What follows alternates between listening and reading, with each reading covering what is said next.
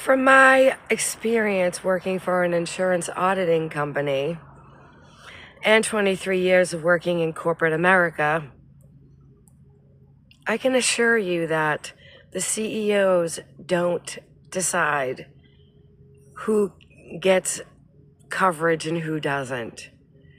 You do realize there's teams of hundreds of regular people like your neighbors sitting at a desk going through claims that are coming through the insurance companies who are deciding what you get.